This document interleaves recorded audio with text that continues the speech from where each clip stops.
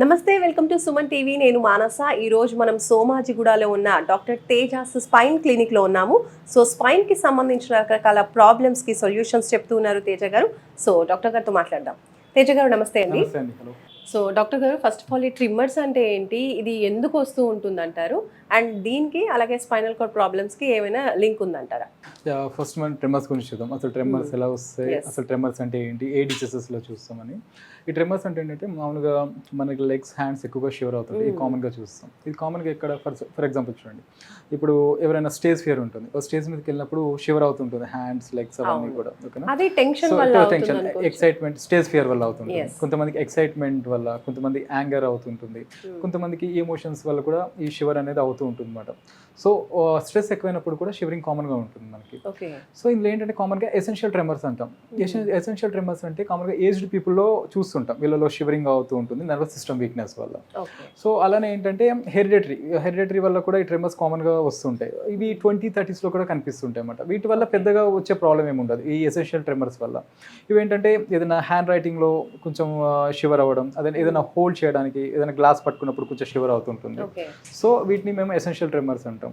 అలానే ఇప్పుడు పార్కిన్సనిజం డిసీజ్ ఉంటుంది. పార్కిన్సన్స్లో కామన్గా ఈ షివరింగ్ అనేది కామన్గా ఉంటుంది. ఈవెన్ నెక్, హెడ్ కూడా షివర్ అవుతుంటుంది అనమాట. అండ్ పిన్ రోలింగ్ మూమెంట్ ఉంటుంది. అలానే స్పీచ్ డిస్టర్బెన్సెస్ ఉంటాయి. ఈవెన్ లెగ్స్, హ్యాండ్ షివర్ అవుతుంటాయి. ఈ పార్కిన్సన్స్ డిసీజ్లో ఇట్స్ రఫ్ ట్రెమర్స్ అంటాం అన్నమాట. ఇది ఇందులో కామన్గా చూస్తుంటాం ఈ ట్రెమర్స్ అనేది. ఇంకొకటి థైరాయిడ్ టాక్సికోసిస్ అంటాం. ఇందులో ఏమవుతుందంటే థైరాయిడ్ ఎక్కువై హార్ట్ రేట్ కూడా పెరుగుతుంది, అలానే ట్రెమర్స్ కూడా కనిపిస్తుంటాయి, అదొకటి చూస్తాం. అలానే ఈ గ్యాస్ట్రో ఇంటెస్టైన్ ఇష్యూస్లో యూజ్ చేసే పీపీఎస్ అంటాం, ప్రోటాన్ పంప్ ఇన్హిబిటర్స్ అంటాం. వీటిలో కూడా ఏమవుతుంటే ప్యాంట్రప్రజోల్ కానీ, లివోసల్ఫామైడ్ కానీ, అలానే డోంపెరడోన్ కానీ ఎక్కువ రోజుల నుంచి యూజ్ చేసే వాళ్ళలో కూడా ఈ ట్రెమర్స్ కామన్గా కనిపిస్తాయి. అలానే సైకలాజికల్గా చూస్తే స్కిజోఫ్రీనియా అంటాం. ఇది అంటే ఈ ప్రాబ్లమ్కి ఇచ్చే మెడికేషన్ సైడ్ ఎఫెక్ట్స్ వల్ల కూడా ట్రెమర్స్ వచ్చే ఛాన్సెస్ మనకి కామన్గా ఉంటాయి. ఈవెన్ నర్వస్ సిస్టమ్ వీక్నెస్లో కామన్గా చూస్తాం. అలానే విల్సన్స్ డిసీజ్ అంటాం. ఇందులో కాపర్ డిపాజిట్ అవుతుంది. దీంట్లో కూడా ట్రెమర్స్ అనేది కామన్గా చూస్తాం అన్నమాట. అంటే ట్రెమర్స్ దేని వల్ల వస్తుంది అనేది మనం చూసుకోవాలి. ఏజ్డ్ ఫ్యాక్టర్లో నర్వస్ సిస్టమ్ వీక్నెస్ వల్ల ట్రెమర్స్ వస్తాయి. బట్ మేము చూసిన కేసెస్లో కామన్గా ఏంటంటే ట్రెమర్స్ అనేది చాలా తక్కువ. ఈ స్పైనల్ కార్డ్ ప్రాబ్లమ్స్లో 99% ట్రెమర్స్ అనేది రావు. మరి ట్రిమ్మర్స్ వచ్చిన వాళ్ళకి ఎలాంటి ట్రీట్మెంట్ ఉంటుంది స్పైన్ కేర్? ట్రెమర్స్లో అంటే ఇప్పుడు చాలా వరకు చూడండి, ఇప్పుడు స్పైన్ రిలేటెడ్ ప్రాబ్లమ్స్ అంటే ఏదైనా డిస్క్ కంప్రెషన్స్ కానీ, ఈవెన్ డిస్క్ బయటకు వచ్చి నర్వ్ పైన కంప్రెషన్ ఉంటుంది కదా, కంప్రెషన్స్ రిలీజ్ చేస్తాం అన్నమాట కామన్గా. ఈవెన్ అదర్ హెల్త్ డిసీజెస్ ఉన్నాయనుకోండి, ఇప్పుడు అదే చెప్పాను మీకు, even psychiatric problems, psychological imbalances, so other thyroid problem ఉంది.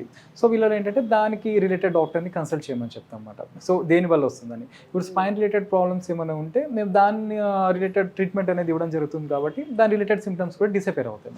మరి తేజ గారు, ఇప్పుడు మీ క్లినిక్లో డిఫరెంట్ ప్రాబ్లమ్స్తో చాలా మంది వస్తూ ఉంటారు కదా, ఎవరైనా పేషెంట్తో మాట్లాడిస్తారా?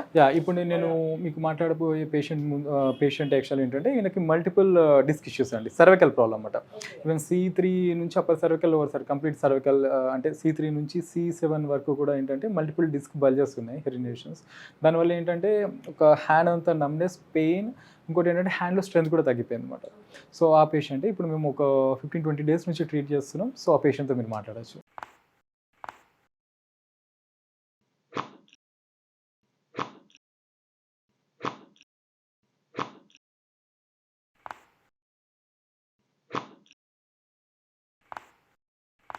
హలో అండి, మీ పేరు? నా పేరు శివ మేడం. నేను మంచిర్యాల నుండి వచ్చాను. సో మీరు ఏ ప్రాబ్లంతో సఫర్ అవుతూ ఇక్కడికి వచ్చారు?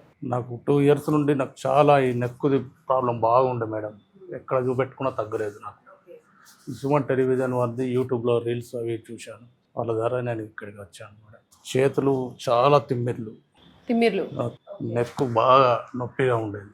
ఏ పని చేయడం చేత కాకపోవు, చాలా లేజీగా ఉండేవాడిని. చేతులు లేపడదామన్నా కూడా ఇబ్బంది ఉండేది మేడం. నిద్ర కూడా పట్టకపోవడం, కళ్ళు ఎర్రగా అవడం, చాలా ఇబ్బందికరంగా, బైక్ కూడా నడపలేకపోవడం మేడం. ఎక్కడ చూపెట్టుకున్నా తగ్గేది కదా.